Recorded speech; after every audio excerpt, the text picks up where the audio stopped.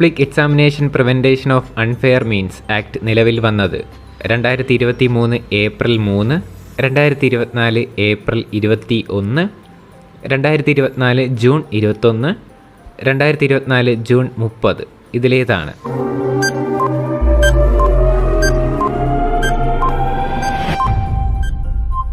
Answer 2024 June 21.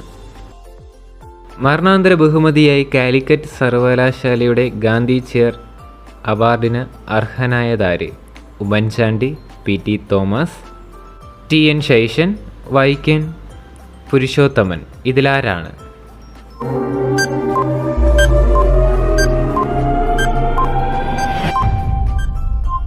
Answer Oommen Chandy.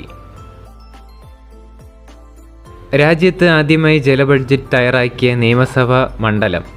Dharmadam, Vattiyoorkavu, Kazhakkoottam.